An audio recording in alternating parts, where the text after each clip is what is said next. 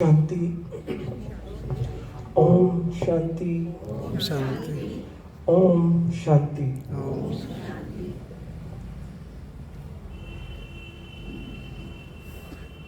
आज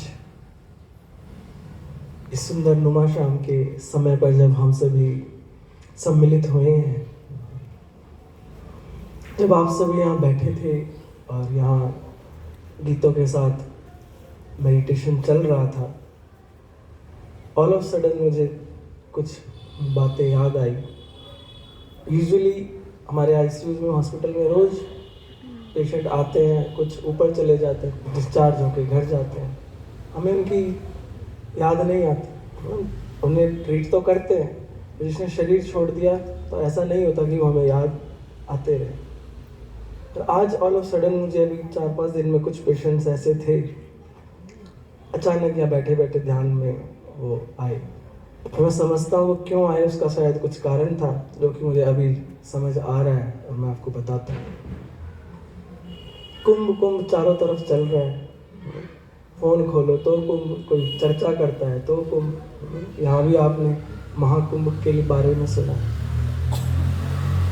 बहुत भावनाएं सभी की उससे जुड़ी हुई हैं। वो नदी वहाँ हजारों वर्षों से बह रही है, आगे भी बहती रहेगी, जैसी थी वैसी बहती रहेगी। पर अब समय के महत्व के कारण सब वहाँ जा रहे हैं, स्नान कर रहे हैं, अनेक क्रियाएं कर रहे हैं। उसका एक पहलू आप सभी को नजर आ रहा है और एक पहलू जो सिर्फ कुछ लोग ही देख रहे हैं, जिसका शायद आप अनुमान भी नहीं लगा सकते। थोड़े दिन पहले आप सभी ने सुना, न्यूज में भी देखा होगा, वहां भगदड़ मची तो हजारों लोगों को चोट लगी, कई मरे, कईयों की न्यूज आई, कईयों की नहीं आई। लोगों को खाली थोड़ा बहुत प्राइमरी ट्रीटमेंट करके और ये कहकर कि आप ठीक है वापस घर भेज दिया गया। अपने घर पहुंचने के बाद अपने अपने शहरों में बहुत सारे मरीज वापस अस्पताल में भर्ती हुए हैं। इसका कोई डाटा किसी के पास नहीं है। हमारे आईसीयू में भी 2-3 मरीज आए और जब अपने घर से आए हफ्ता भर बिल्कुल ठीक रहे, कोई दिक्कत नहीं। क्यों? वहाँ उन्हें क्या कहा गया, बड़ी भावना से गए थे ना, स्नान करने जा रहे हैं और पाप मिटे आदि आदि। चोट तो लगी पर वहाँ डॉक्टर ने कह दिया बिल्कुल ठीक है, ठीक थे। अचानक फेंट हुए और हॉस्पिटल में भर्ती हुए। 2-3 दिन तक बिल्कुल ठीक रहे। चोटें तो बहुत सारी थी। अब हजारों की भीड़ आपके ऊपर से चढ़कर चली जाए तो कितनी तो हड्डियां टूटती हैं और कितने ऑर्गन्स पर इफेक्ट आता है। तो 2-3 दिन तक हमने ऐसे कई मरीज देखे जो वहां से आए बिल्कुल ठीक थे। पर जैसे ही उन्हें ज्ञात होता था कि इतनी टीम आ रही है, बार बार आ रही है, कोई कार्डियोलॉजिस्ट आ रहे हैं, कभी बोन वाले आ रहे हैं, कभी कोई आ रहा है, दोनों छातियों में ट्यूब डली हुई है, तो पहले 1-2 दिन तो बहुत अच्छा रिस्पॉन्स वो करते रहे। पर जैसे उन्हें ये फील होने लगा कि हम शायद ज़्यादा ही सीरियस है, उस दिन से वो डिटोरिएट होना शुरू हो गए और हार्डली 2 या 3 दिन और पकड़े। बल्कि जब ज़्यादा चोट लगी, वहाँ सिर्फ डॉक्टर के कह देने से कि तुम ठीक हो, 1 हफ्ता बिना पेन के सर्वाइव करते रहे। पर यहाँ अस्पताल में आकर जब देख रहे हैं कि शायद कुछ सीरियस चल रहा है, कोई यहाँ नली डाल रहा है, कोई मुंह में नली डाल रहा है, कोई कुछ कर रहा है, तो उन्हें क्या रियलाइज़ होने लगा कि हम ठीक नहीं है, कुछ मैटर सीरियस है। तो जिनकी नहीं उम्मीद थी उनकी भी डेथ हुई। तो मैं ये नहीं कह रहा कि इंजरीज नहीं थी सीवियर या कुछ और कारण नहीं था, कारण थे, पर ज़्यादा बड़ा कारण क्या बना? सोच। हमने कोविड में देखा, कोविड वार्ड्स और आईसीयू में जो पेशेंट कोमा में थे या फिर डीप एनेस्थीसिया में थे, वो कोविड से रिवाइव करके वापस नॉर्मल वार्ड्स में आ गए। और वो पेशेंट्स जो फुल अटेंशन में थे उनकी ज़्यादा डेथ हुई, क्योंकि वो सोच समझ पा रहे थे कि आसपास कंडीशन क्या चल रही है, लोगों की डेथ हो रही है, मैं अभी बचूंगा या नहीं बचूंगी नहीं पता। और जिन पेशेंट को ये सोचने समझने की उस समय सामर्थ्य नहीं थी, वो बच गए। हम लोगों ने जिन्हें एक्सपेक्ट किया था कि शायद ये वाला पेशेंट अब चला जाएगा, वो नहीं गए, क्योंकि वो ये सोच समझ नहीं रहे थे कि बाहर क्या चल रहा है और यहाँ हम क्यों हैं, उन्हें नहीं पता था। वो सर्वाइव कर कर आ गए और आज भी ठीक है। और वो जिन्हें सब कुछ पता था, जो न्यूज़ देख रहे थे, हॉस्पिटल में डॉक्टर्स की भागदौड़ देख रहे थे, दूसरे पेशेंट्स को रैप होते देख रहे थे, उनमें से ज़्यादातर की डेथ हुई। तो बीमारी तो है, ऐसा नहीं कि बीमारी नहीं है या किसी ऑर्गन पर इफेक्ट नहीं हो रहा, पर ज़्यादा इफेक्ट किसका हो रहा है? हमारे मन का। तो हमारे मन की शक्ति ही हमें हील होने में या फिर बीमार करने में बहुत ज़्यादा सक्षम है। तो आपने टॉपिक सुना, डिटॉक्सिफाई माइंड एंड बॉडी। इसलिए आवश्यक है मन की शक्ति को समझना, और समझने के बाद ही फिर हम उसे यूज़ करके उसके जो नेगेटिव इम्पैक्ट्स आ रहे हैं उसे हम ठीक कर सकते हैं। हमारा मन इतनी अपार शक्ति स्वयं में ग्रहण करे हुए है, उससे हम जो चाहें सो कर सकते हैं। आज जिन भी परिस्थितियों में या सिचुएशंस में हम हैं, या जैसा भी हमारा जीवन है, उसका कारण कोई और नहीं, हमारी खुद की सोच है। हमारी सोच के द्वारा हमारा जीवन ऐसा बना है। इसलिए कहा जाता है, किसी चीज़ को शिद्दत से चाहो तो सारी कायनात उसे दिलाने के लिए तत्पर हो जाती है।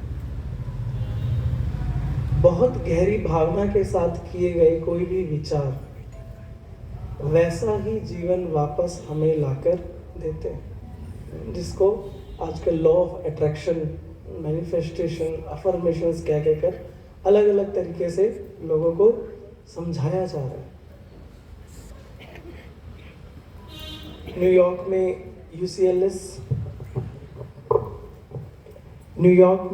यूसीएलएस यूनिवर्सिटी में स्टडीज़ हुई कैसे मन की शक्ति काम करती है, क्योंकि ऐसे कह देने से कोई विश्वास नहीं करता ना। हर एक की आदत हो गई, जिस मॉडर्न एज में हम रह रहे हैं, कि हर चीज़ का एविडेंस चाहिए, और जब एविडेंस हमें दिखते हैं तो बड़ी जल्दी से हम चीज़ों को मान लेते हैं। तो एक नई मेडिसिन, एंटी डिप्रेसेंट मेडिसिन बनी थी, तो उसके ट्रायल के लिए एडवर्टीजमेंट्स न्यूज़ में और एड्स में, चैनल्स में डलवाया गया। एक बहन जिसको 10 साल से डिप्रेशन था, तो टीवी देख रही थी, ऑल ऑफ सडन ऐड आया, तो उसको लगा कि इतने सालों से मैं इतने डॉक्टर्स बदल चुकी हूँ, इतनी दवाइयाँ बदल चुकी हूँ, किसी से भी मुझे कुछ भी आराम नहीं आया है।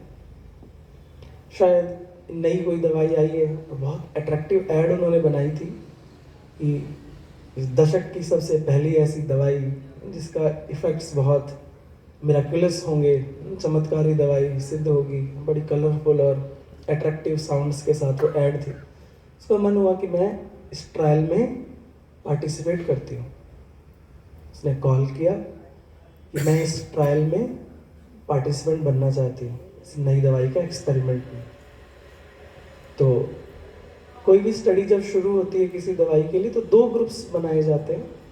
एक वो ग्रुप जिसको रियल मेडिसिन दी जाएगी जो एक्सपेरिमेंटल है, और एक वो ग्रुप या तो उसको नॉर्मल मेडिसिन दी जाती है या फिर कुछ भी दे देंगे, मीठी गोली दे सकते हैं, कुछ भी, ऐसी कोई भी चीज़ जिसका कोई इफेक्ट नहीं होता, उसे प्लेसिबो कहा जाता है। पर ना तो डॉक्टर को पता होता है और ना पेशेंट को पता होता है उसे कौन सी दवाई मिलने वाली है। एक बॉल में पर्चियाँ रख दी जाती हैं, जिसका जो आया उसको वो दे देते हैं। लास्ट में फिर सारे रिजल्ट्स ओपन होते हैं। 8 वीक्स का प्रोग्राम था कि 8 हफ्ते दवाई लेनी है, हर हफ्ते अस्पताल में आकर अपने चेकअप और कुछ क्वेश्चनर्स होते हैं, उनके आंसर करने होते हैं कि आप पहले से कैसा फील कर रहे हैं। तो 1 हफ्ता उसने वो गई और अपनी डब्बी ले ली और दवाई खानी शुरू की। हफ्ते हफ्ते दर जाती रही। पहले हफ्ते गई, उसको काफ़ी चेंजेस फील हो रहे थे कि पहले से मुझे बेटर लग रहा है। तो उसने नर्स से बात की कि मुझे तो ये दवाई लेने से पहली बार ऐसा हुआ है कि मुझे थोड़ा अच्छा महसूस हो रहा है। तो नर्स ने कहा शायद जो प्रॉपर एक्सपेरिमेंटल ग्रुप वाली मेडिसिन है वही आपको मिली है, इसीलिए आपको आराम आ रहा है। उसको भी डीप रियलाइजेशन होने लगा कि शायद इसीलिए मुझे रिलीफ आ रहा है, अदरवाइज तो रिलीफ नहीं आता, इतने सालों से मेडिसिन खा रही हूँ। शी कंटिन्यू, हर हफ्ते बेटर फील करती जा रही थी। 8th वीक तक वो काफ़ी बेटर थी। उसके जो सुसाइडल अटेम्प्ट्स के जो थॉट्स थे वो सब नहीं थे, उसको नींद अच्छी आ रही थी, फैमिली के साथ अच्छा समय बिता पा रही थी। By the end of the 8th week सारे रिजल्ट्स क्लियर किए गए कि कौन किस ग्रुप में था और किस पॉपुलेशन में कितने अच्छे रिजल्ट्स आए। तो उस दिन पता चला कि वो जो मेडिसिन ले रही थी वो कौन से ग्रुप में थी, प्लेसिबो ग्रुप, जिसमें मीठी गोलियां दी गई थी। तो हंसी वो जोर से, फिर कहा नहीं ऐसा नहीं हो सकता, आप अपना चेक करो, मैं तो इतनी ठीक हो गई हूँ और आपने गलती की है, मेरा नाम चेक करो, मेरी दवाई चेक करो। तो उन्होंने फिर से लिस्ट चेक की, तो वो उसी ग्रुप में थी जिसमें मीठी गोलियां दी थी। फिर उसकी डब्बी भी चेक करी, स्कैन की और देखा तो वो मीठी गोली वाले ग्रुप में ही थी। तो कैसे ठीक हुई? और वो इकलौती ऐसी नहीं थी, उस स्टडी के 32% लोग जिनको मीठी गोलियां दी गई थी उनके सिम्टम्स पहले से ज़्यादा बेटर थे। जब वो एड उन्होंने देखी, उसका जो एड इतना अट्रैक्टिव था, तो उन्हें क्या लगा शायद ये नई दवाई ही हमें ठीक करे। पता तो था नहीं ना कि मीठी गोली मिल रही है या असली गोली मिल रही, एक्सेप्ट कर लिया ना। और जब आराम आया तो नर्स ने भी बोल दिया कि हाँ तुम उसी ग्रुप में ही हो। By the end of the 8th week वो बिल्कुल ठीक हो गई। तो कहाँ से ठीक हुई? Power of mind. हमारा मन हमारे आसपास की घट रही एक एक घटना, हमारे शरीर के अंदर घट रही एक एक घटना को हमारा मन संचालित करता है। आप सभी यहाँ बैठे हैं और मैं आप सभी से बस दरख्वास्त करूं कि आप आंख बंद करके और सोचें आप एक समंदर के किनारे बैठे हैं, पानी आ रहा है, आपके पैरों को छूकर जा रहा है, फिर एक लहर आई, पैरों को छूकर फिर वो लहर गई। आप में से कितनों को लहर महसूस हुई? किसी को भी नहीं हुई? सबको हुई। ना तो हम समंदर किनारे बैठे हैं और ना यहाँ कोई लहर है, पर हर एक ने अनुभव किया कि हम समंदर किनारे हैं और लहर हमारे पैरों को टच करके वापस जा रही है। मन के द्वारा किया गया विचार ब्रेन में तुरंत ऐसे केमिकल चेंजेस करना शुरू कर देता है कि हमारा शरीर वही अनुभव करने के लिए बाधित हो जाता है। बहुत स्टडीज में इफेक्ट मिले हैं कि ब्रेन रियलिटी और फेक में डिफरेंस करना नहीं जानता। मन जैसे थॉट्स उसे देता है, ब्रेन उसे एज इट इज़ एक्सेप्ट करके हमारे एनवायरनमेंट को और बॉडी को चेंज करना शुरू कर देता है। एक फेक विचार था, आप समंदर किनारे बैठे हैं और पानी की लहर आकर आपके चरणों को स्पर्श कर रही है, पर हर एक को अनुभव हुआ कि लहर आ रही है और छूकर जा रही है। क्यों? मन ने विचार किया, ब्रेन डिफरेंस नहीं समझ सकता और वैसे केमिकल्स जनरेट करता है और हमें ऐसा अनुभव कराता है।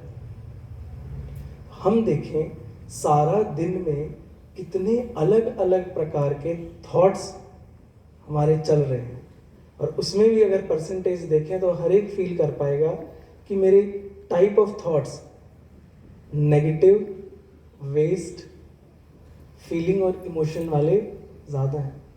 यही समझते हैं आप?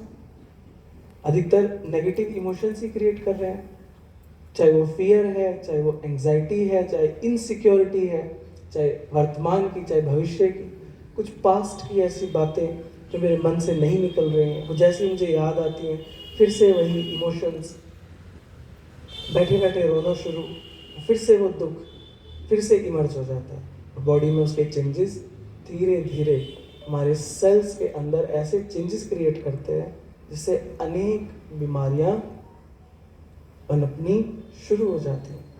इसलिए आप में से कईयों ने ऐसा देखा होगा कि किसी के परिवार में अचानक कुछ दुख आया, कुछ ऐसी शॉकिंग कुछ चीज़ हुई और उसके बाद उनकी तबीयत खराब रहनी शुरू हो गई। ऐसा हर एक ने फील किया हो। हमने बहुत केसेस में देखा किसी के पार्टनर गए और उसके बाद से उनकी तबीयत खराब होनी शुरू हो गई। क्यों? वो गए, आपके शरीर में से तो कुछ नहीं ले गए, पर हम वो बीमार क्यों हो रहे हैं? वो बार बार सोच सोच कर वो दुख, वो इमोशंस बार बार क्रिएट करना, वो एक एक चीज़ हमारे शरीर के अंदर बहुत सारे चेंजेस ला रही है और धीरे धीरे करते करते फिर वो बड़ी बीमारी का रूप ले लेते हैं। फिर एक के बाद एक वो सिलसिला चलता रहता है। अगर मैं यहाँ अगर सबके हाथ उठाऊं तो मैं समझता हूँ 30 to 40% बीपी और शुगर की दवाई ले रहे होंगे या खाली पेट एसिडिटी की गोली सबकी चल रही होंगी। क्या कारण है इतनी बीमारियां बढ़ती जा रही हैं? खाने का भी बहुत ध्यान रखा जा रहा है। हवा के लिए घर में वो लगाते हैं कि एयर प्यूरिफायर होती रहे, अच्छे अच्छे कंपनी के वो लगाए जाते हैं, सब कुछ अच्छा हो रहा है। योगा कर रहे हैं, जिम जा रहे हैं, बॉडी को डिटॉक्सिफाई करने के अलग अलग तरीके अपना रहे हैं, अच्छे अच्छे सप्लीमेंट्स आ गए हैं, हेल्थ एक्सपर्टीज़ बहुत अच्छी हो गई है, हर चीज़ में एडवांसमेंट आ गई है, और फिर भी हम बीमार होते जा रहे हैं और बीमारियां भी ला इलाज होती जा रही हैं। कारण हमारा कमज़ोर मन। तो इसलिए मन को डिटॉक्सिफाई करना बहुत ज़्यादा ज़रूरी है। आप सब चाहते हैं अपने मन को डिटॉक्सिफाई करना? कौन कौन चाहते हैं कि हमारा मन डिटॉक्सिफाई हो जाए? और ये कोई बहुत लंबी चौड़ी बात नहीं है, जस्ट एक छोटी सी इंफॉर्मेशन और एक स्टेप की देरी है। और मैं वो चाहता हूँ कि आज जब अपना समय निकाल कर आप यहाँ पहुँचे तो वो इनिशिएटिव आज ही आप लेकर जाएं और वो डिटॉक्सिफिकेशन आज से शुरू हो जाए। ये एक प्रोसेस है, एक दिन का खेल नहीं है। एक बाल्टी जिसमें कीचड़ भरी हुई हो, उसको साफ करना 2 तरीके होते हैं। या तो आप उसे उड़ेल दो और फिर वो साफ पानी जिसे धो के और साफ पानी में भरो। अब मन तो ऐसा है नहीं बाल्टी की तरह कि लो खाली कर दिया और अब साफ हो गया। तो दूसरा तरीका क्या होता है? साफ पानी चलाकर छोड़ दो, धीरे धीरे कीचड़ बाहर आती जाएगी और एक टाइम ऐसा आएगा कीचड़ बाहर और साफ पानी रह जाएगा। तो ये तरीका हम सब अपना सकते हैं, क्योंकि मन ऐसी तो कोई चीज़ है नहीं कि तुरंत उड़ेल दिया और साफ हो गया। तो कुछ पॉजिटिव इंफॉर्मेशन और मेडिटेशन कंटिन्यूअस कंसिस्टेंटली अगर मेरी लाइफ में आ जाए तो मेरे मन के अंदर जो टॉक्सिन्स, नेगेटिव इमोशंस के या वेस्ट इमोशंस के जो चिपक कर बैठे हैं वो धीरे धीरे बाहर आना शुरू कर देते हैं। तो जब हम यहाँ मेडिटेशन सेंटर्स में आते हैं, जब हम मेडिटेशन करना शुरू करते हैं तो धीरे धीरे वो क्लिंजिंग होनी शुरू हो जाती है। किसी को ट्यूमर हो जाए या कुछ भी बीमारी हो जाए, पहले डॉक्टर्स क्या कोशिश करते हैं कि जितना दवाई से क्योर हो जाए उतना अच्छा। पर जब दवाई से भी, कंजर्वेटिव ट्रीटमेंट से भी ना ठीक हो तो ऑप्शन क्या बचता है? चीरा लगाकर इसको निकाल कर अलग कर देते हैं कि निजात मिले। कुछ चीज़ों को खोल कर ही निकालना पड़ता है। कई बार कुछ चीज़ें ऐसी होती हैं कि हम जल्दी अपने मन से निकाल पाते हैं, पर कई बार कुछ चीज़ें ऐसी होती हैं चाहकर भी आप नहीं निकाल पाते। आपको पता है दुख दे रही है ये बात, आप भूलना भी चाहते हैं और भूल नहीं पा रहे हैं। ऐसे केस में फिर क्या चाहिए? मन की सर्जरी। मन की सर्जरी कैसे होती है आपको बताएंगे। दूसरा, दवाई मन की दवाई कैसे करें। मान लीजिए यहाँ कोई ठेला लगता है आपके आसपास और उसमें बहुत अच्छे गोलगप्पे मिलते हैं, बड़े फेमस हो आपके सुशांत लोग में, ये गोलगप्पे खाने हो तो इसी ठेले या इस दुकान के खाओ। आपके कोई आता है तो आप सबको कहते हैं यहीं से खाओ, वहाँ ले चलते हैं, फला फला व्यक्ति बड़ा फेमस है। अचानक से एक वीडियो वायरल हो जाए कि उसके वहाँ गंदा पानी इस्तेमाल होता है, जाएंगे आप दोबारा? ले जाएंगे किसी को? कितना ही अच्छा आपका एक्सपीरियंस था, 1 सेकंड लगी इसको चेंज करने में। तो कई बार जस्ट एक इंफॉर्मेशन की देरी होती है और हमारा मन उस चीज से अपने आप हट जाता है। तो जब हम डेली अपने आप को कुछ पॉजिटिव इंफॉर्मेशंस, गॉडली नॉलेज देना शुरू करेंगे तो बहुत सारे छोटे छोटे टॉक्सिन से तो हम ऐसे ही मुक्त हो सकते हैं।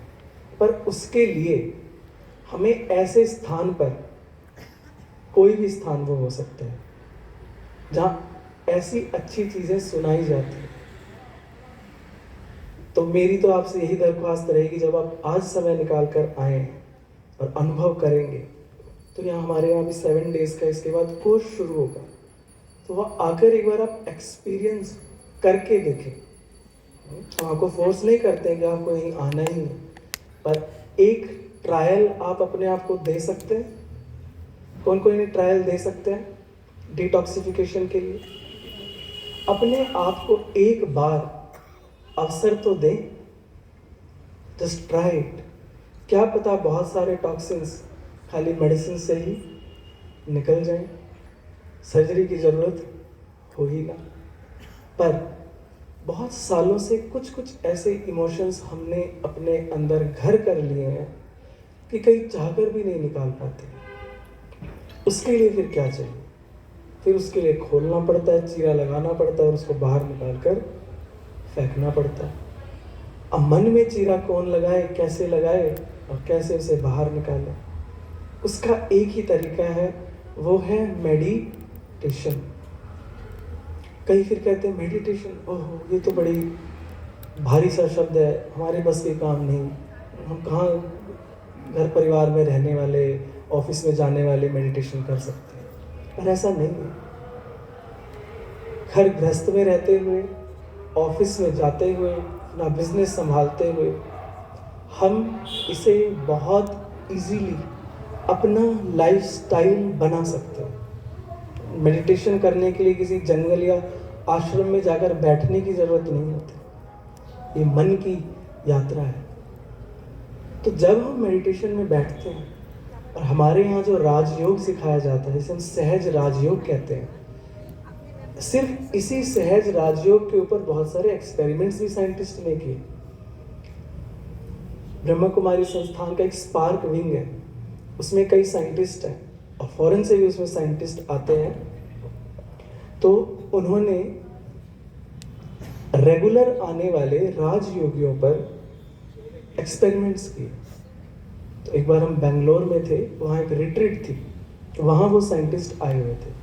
तो उन्होंने कुछ कुछ लोगों को सिलेक्ट करके और इलेक्ट्रोड्स लगा दिए और देखा इनके ब्रेन वेव्स नॉर्मली कैसी चल रही है और जब ये मेडिटेशन करते हैं तब कैसी चल रही है, क्या क्या चेंजेस ब्रेन में आते हैं और बॉडी में आते हैं। तो यूजुअली जब हम लोग कामकाज में होते हैं, किसी एक्टिविटी में है, हमारा ब्रेन बीटा वेव में चलता है और बहुत कम लोग हैं, मैं कहूँगा 1 या 2% ही जो बीटा से अल्फा और नीचे आ पाते हैं। Otherwise mostly beta stage, anxiety, turmoil इसी स्टेज में ही है सारा दिन। इवन कि रात को भी लोग बीटा से नीचे नहीं आ पा रहे, इसलिए नींद की इतनी बीमारियां बढ़ गई। तो वहाँ देखा गया कि जो लोग रेगुलर राजयोग का अभ्यास कर रहे हैं वो नॉर्मल एक्टिविटीज़ और बैठे हुए बातचीत करते हुए भी अल्फा स्टेज में है, जो कि रिलैक्सेशन की स्टेज होती है। जब हम डीप म्यूजिक में हैं या डीप स्लीप में जा रहे हैं तब आती है। और अल्फा के बाद फिर आती है डेल्टा, थीटा और गामा।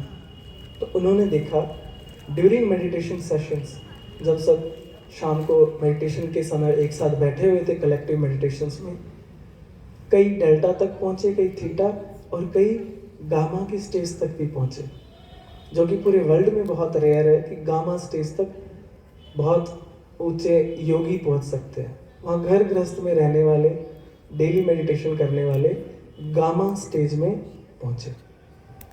तो उन्होंने कंक्लूड किया, उन्होंने और कई संस्थाओं में भी एक्सपेरिमेंट किया था, तो उन्होंने बोला वहाँ मुश्किल से कोई एक आधा उनका बहुत सीनियर हमें कोई मिल जाता है कि कोई गामा में पहुँचा। यहाँ घर गृहस्थ में रहते हुए डेली जॉब करने वाले जो इस राजयोग का अभ्यास कर रहे हैं, बैठे बैठे गामा में जा रहे हैं कुछ ही देर में। ये सहज राजयोग की पावर है। तो जब हम यहाँ सहज राजयोग करते हैं, इसके बारे में आप आगे सुनेंगे भी, हमारा ब्रेन वेव धीरे से अल्फा थीटा की तरफ जाना शुरू हो जाता है, और जैसे ही थीटा की तरफ पहुंचे माना चीरा लग गए, ओपन, हमारा अंतर मन सबकॉन्शियस माइंड खुल जाता है। फिर आप अंदर जाकर जो चेंजेस करना चाहें, जिस चीज़ों को निकालना चाहें निकाल सकते हैं, और जिस चीज़ों को अंदर फीड करना चाहते हैं फीड कर सकते हैं। तो अगर आप चाहते हैं आपका जीवन खुशहाल, स्वस्थ, सक्सेसफुल, पीसफुल, ग्रेटिट्यूड, ब्लिसफुल हो, तो उस मेडिटेशन की स्टेज में जाकर जैसे ही हम थीटा में पहुंचते हैं, आपको फील होगा जब आप प्रैक्टिस करेंगे, ऐसे थॉट्स अगर हमने उसे दे दिए, हमारा मन अपने आप ऑटोमेटिकली वो सारी चीज़ें हमारे लिए करना शुरू कर देता है।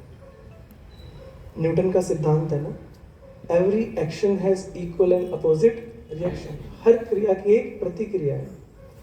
हमारे मन द्वारा किए गए विचार इस यूनिवर्स में एक एक्शन क्रिएट करते हैं, और जो एक्शन हमने क्रिएट किया है एक रिवर्स रिएक्शन हमारे पास लेकर आता है, जो कि हमारी डेस्टिनी है।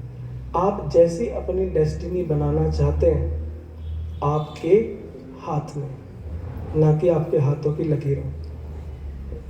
आप जैसा चाहें वैसा अपना जीवन बना सकते हैं। आप में से कौन कौन इस सहज राजयोग को प्रैक्टिस करके एक बार एक्सपेरिमेंट करके देखना चाहेगा? तो मैं आप सबसे यही दरख्वास्त करूंगा कि आज के बाद से जो 7 डेज मेडिटेशन कोर्स होगा, just give a trial, try it, experiment it. अगर आपके लिए वो वर्क करता है देन कंटिन्यू इट, नहीं करता तो आपको किसने रोका, बांधा थोड़ी है। तो एक बार स्वयं को अवसर जरूर दें। तो इस तरीके से हम बड़ी सहज वे में अपने मन को डिटॉक्सिफाई कर सकते हैं, और मन डिटॉक्सिफाई तो बॉडी डिटॉक्सिफाई अपने आप हो जाती है। हमने कई एग्जांपल्स देखे, ये मन से ही बॉडी में टॉक्सिन्स आ रहे हैं और मन से ही टॉक्सिन्स निकल रहे हैं। तो इन्हीं शब्दों के साथ मैं वाणी को विराम देता हूँ। ओम शांति।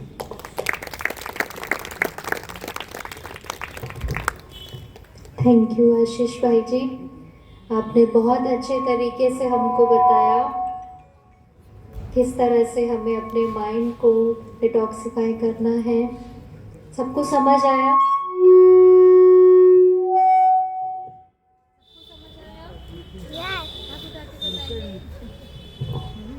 अच्छे से हो गया। तो मेडिटेशन की डेली प्रैक्टिस से इतना सुंदर अनुभव हम अपने रूटीन लाइफ में कर सकते हैं। ये तो मिरेकल है ना, जादू है। तो करके देखना है, तभी हम अनुभव कर सकेंगे। तो अभी हमारे बीच में सुशांत लोक के प्रेसिडेंट दीपक वर्मा जी आए हुए हैं। हम आपका स्टेज पर वेलकम करना चाहते हैं। भाई जी please come on the stage. सभी जोरदार तालियों से भाई जी का वेलकम करें। दीदी जी से कहेंगे, दीदी जी बुके द्वारा भाई साहब का वेलकम करेंगे। आप हमारे वेलफेयर के लिए बहुत कार्य करते हैं, हमारे लिए बहुत ऊंची सोच रखते हैं। जब भी फ़ोन करो भाई जी हमेशा कहते हैं छोटी बहन समझकर जी दीदी करके हमारे सारे कार्य आसानी से करवा देते हैं। थैंक यू सो मच भाई जी, आप हमारे बीच आए। आपसे 2 शब्द सुनना चाहेंगे भाई जी।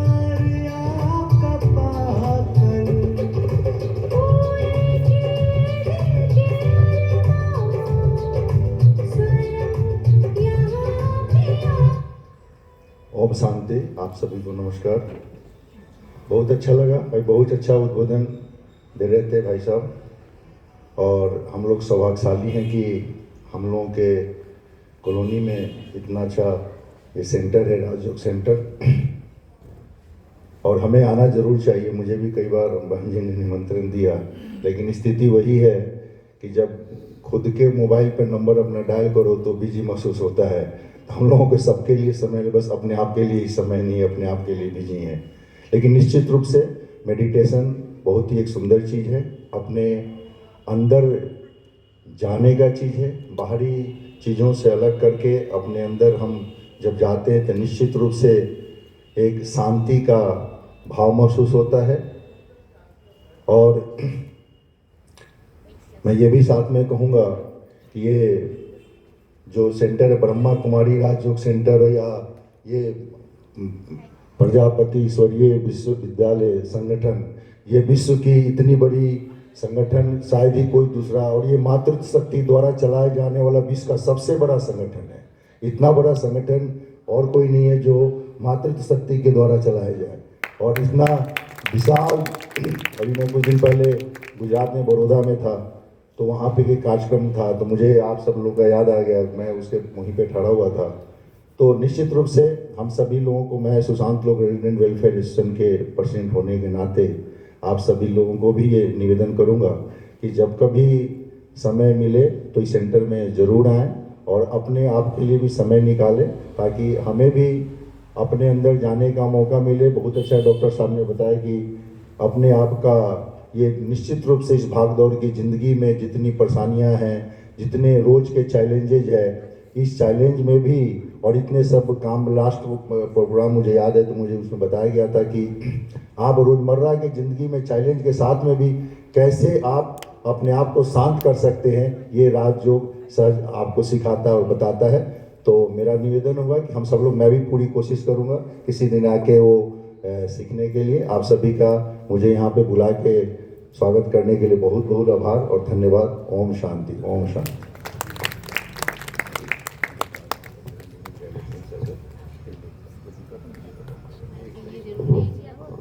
और मैं साथ में सेंटर को बोलूँगा, जब कभी हमारी ज़रूरत हो किसी तरह से, हम आपके साथ में करें, और आपके साथ आप लोगों के लिए जो भी सुविधा बनाना हो हम लोग करने के लिए तैयार है एसोसिएशन। थैंक यू, धन्यवाद।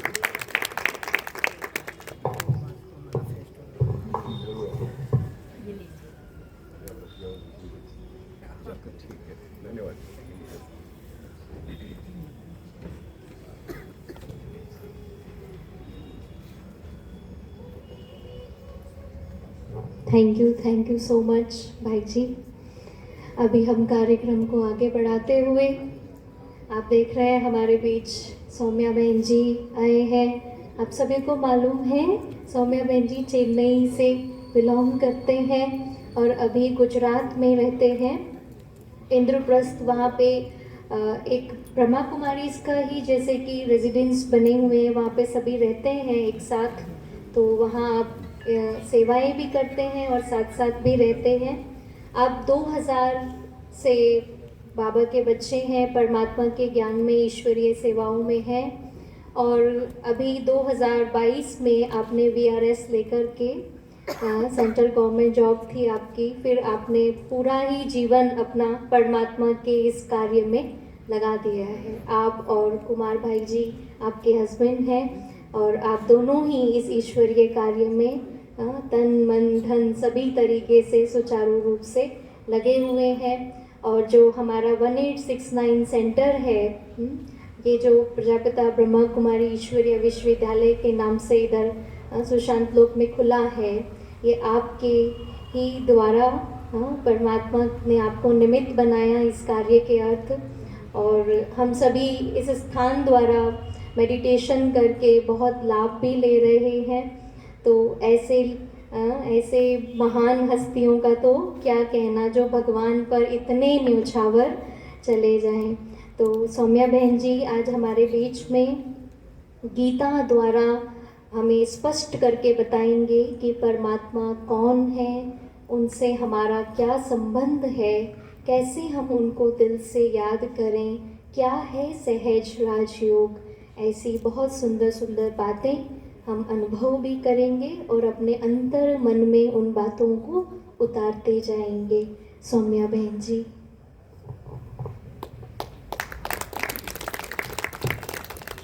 ओम शांति।